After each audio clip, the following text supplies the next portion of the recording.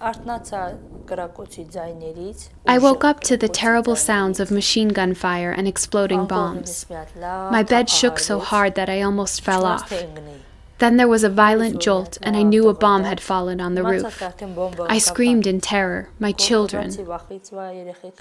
This is how Alvat Movsisyan, a resident of Mataghis, remembers the start of the short-lived April War, as a result of which the residents of Mataghis and Talish in Artsakh's Mataghis region fled their villages and became refugees.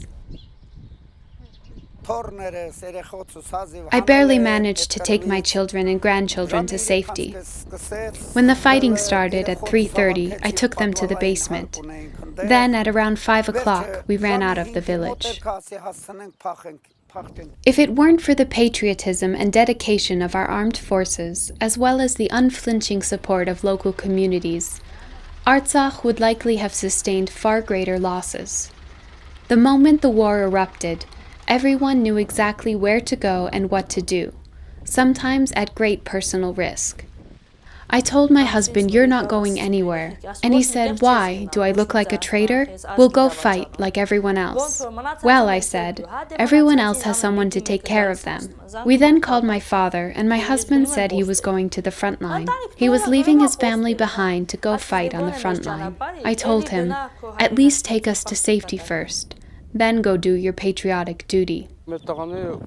Our boys put up a fierce fight. These 18-year-old boys with their AK-47s pushed back the Azeri armed forces. May God bless our boys.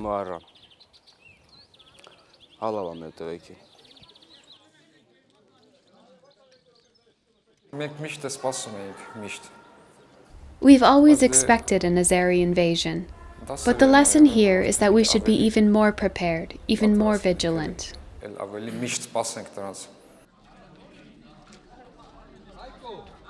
Our young men can probably fight better than I can.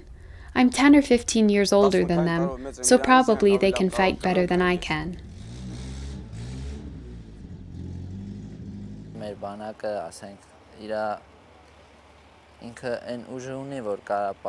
Our army has what it takes to defend our borders. That's because ours is an intelligent army, whereas the Azeri army is big but not smart.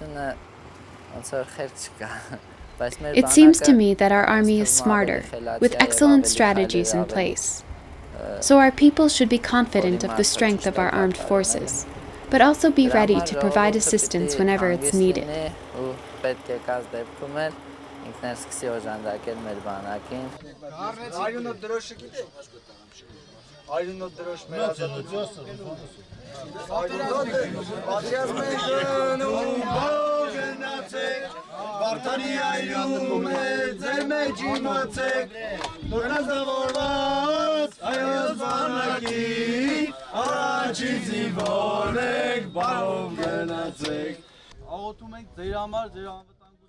Assistance did not take long to arrive. The troops and commanders fending off the surprise Azeri attack were soon joined by hundreds of volunteers, a fact that changed the dynamic of the war. We take our national security very seriously.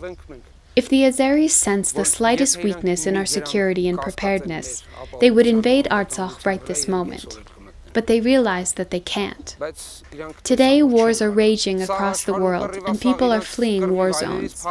But Armenians who have left Armenia keep returning to their homeland. We thank everyone for their support. It means the world to us. As long as we're here, no one has any reason to be worried. Let our mothers, sisters, and brothers sleep well at night. We never despair. The Azeri attack has not changed us one bit. On the contrary, we're even prouder to serve in the ranks of the Karabakh Defense Army, and I know everyone feels this way. We hope everything will turn out well. Our people have nothing to worry about because we're here. We're here to defend our lands, and we won't take a single step back. We will fight heroically. We will defeat the enemy. And we will go back to our families.